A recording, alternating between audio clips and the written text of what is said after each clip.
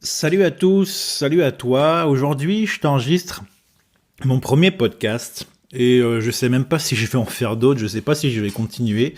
Dis-moi tout simplement si ça te plaît. Je sais même pas si tu l'écoutes parce que tu te sens concerné par les phobies ou bien est-ce que tu es un thérapeute qui cherche des expériences pour aborder le sujet. Quoi qu'il en soit, tu es le bienvenu et ça me fait vraiment plaisir parce que je suis impatient d'avoir de tes retours. Aujourd'hui, et de manière assez régulière, je pense que je vais simplement te raconter des cas que j'ai pu avoir qui peuvent permettre à certains de résoudre leurs problèmes. Et je fais ça bien entendu de manière anonyme, de manière à protéger mes clients, mais aussi et surtout dans l'esprit de la recherche. Alors, je ne sais pas encore où ça va me mener, mais j'espère pouvoir tirer des résultats, puis des conclusions de ces différents cas avec l'objectif que plus personne du coup n'ait à souffrir, en tout cas que chacun puisse réussir à adapter et à adopter l'état d'esprit qui leur permettra d'avancer. Ce qui me fascine, c'est un petit peu la construction. Alors, je suis pas psy et je fais pas d'analyse parce que c'est pas utile dans ma façon de travailler et j'ai des résultats exceptionnels et je pense qu'effectivement le fait de pas chercher à analyser pendant la séance, ça m'aide beaucoup. Même si bien entendu après la séance, on a tous notre propre interprétation. C'est pas utile à mon sens, en tout cas pour le client. Même si après la séance, on peut y réfléchir nous-mêmes avec nous-mêmes. À partir du moment où le problème est résolu avec le client, il n'y a plus à revenir dessus et essayer de décortiquer, puisque de toute façon, le travail a été fait par le client. Alors là, je vais te parler d'un cas que j'ai eu hier, qui est assez intriguant et qui me fait plutôt sourire quand je pense à tous les thérapeutes, en tout cas en hypnose, qui ont besoin de scripts pour travailler. J'aurais bien aimé savoir comment ils ont fait pour résoudre cette phobie-là. Cette phobie-là, c'était la phobie des visages noirs.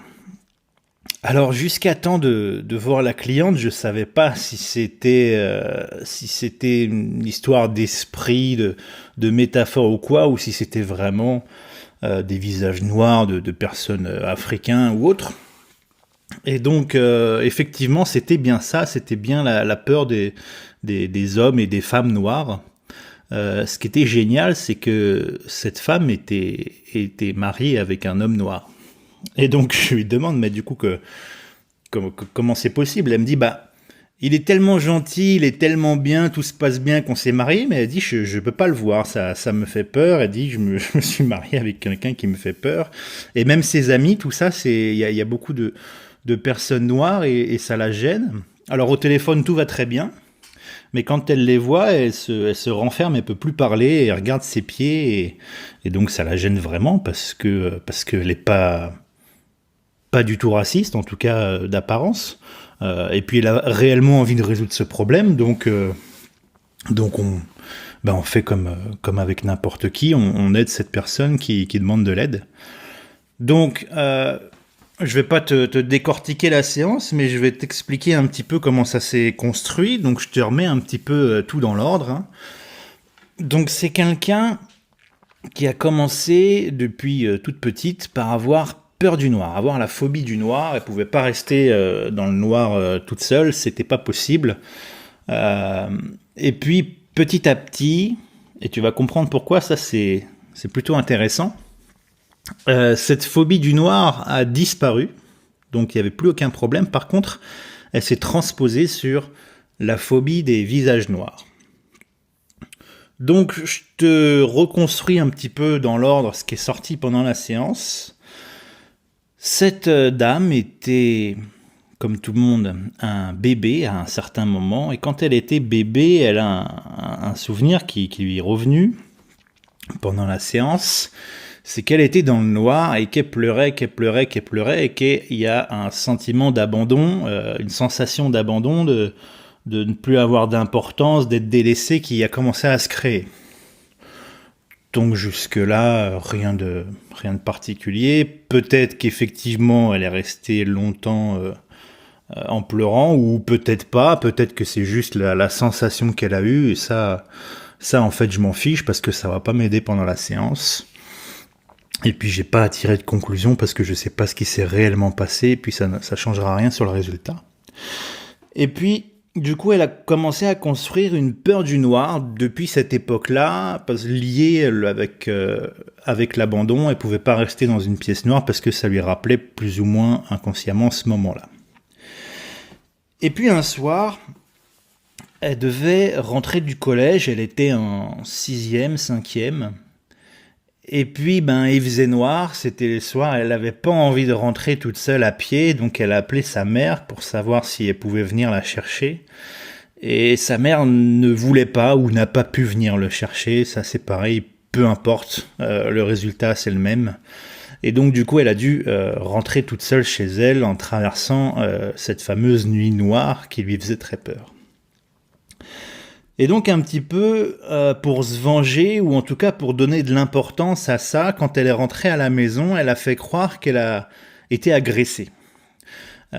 Donc ça s'est pas arrêté là, c'est que du coup sa mère a fait ce qu'il fallait, elle a contacté la police, il y a eu une enquête, elle a dû décrire des personnes, et donc elle s'est un petit peu représenté ça comme elle a pu, elle a un petit peu continué dans son mensonge et s'est un petit peu fait embarquer un peu plus loin que ce qu'elle aurait prévu.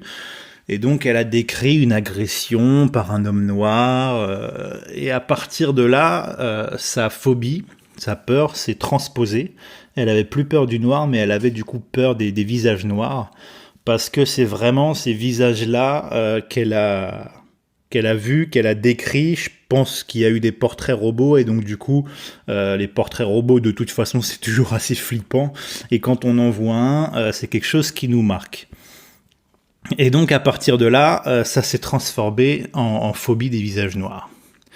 Donc ça, c'est quelque chose d'assez fascinant, moi je trouve, c'est cette transposition, en fait, ce bénéfice, parce que du coup, grâce à ça, le sentiment d'abandon était un peu plus comblé, parce que du coup, grâce à ça, je présume qu'on lui donnait plus d'importance, qu'on faisait un petit peu plus attention à elle, et donc du coup, cet ancrage, cette façon de penser, cette façon de réagir est restée.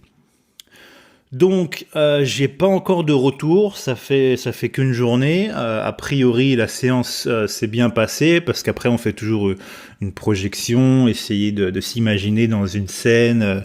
Alors, c'était drôle à faire pour moi, hein. Je l'ai fait imaginer dans une salle avec plein de noirs de partout qui la regardaient. Et puis, ça s'est plutôt bien passé, ça s'est très bien passé. Donc, je pense que c'est quelque chose qui va perdurer. Maintenant, voilà, je veux pas aller trop vite dans les conclusions parce que je l'ai vu qu'hier. Hein, je vais lui laisser le temps aussi de digérer la séance.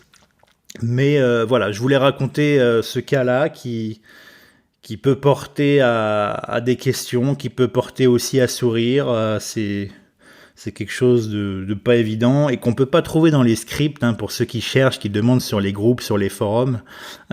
Faut quand même maîtriser un minimum l'hypnose, hein, si vous êtes encore attaché à des scripts, c'est un problème, hein. Si vous voulez devenir conteur d'histoire plutôt que hypnotiseur, vous faites ce que vous voulez, mais pour moi c'est pas le même travail. Donc voilà ce cas. Donc je félicite encore cette personne-là qui a fait un travail magnifique sur elle, qui a décidé d'avancer, qui s'est pris en main pour pas rester avec cette peur. Et puis si j'ai des nouvelles, pourquoi pas, je vous en dirai plus. Laissez-moi votre avis, laissez-moi vos commentaires, vos questions, pour savoir si ça vous plaît, si je continue. Et puis je vous souhaite une bonne journée à toutes et à tous. À la prochaine.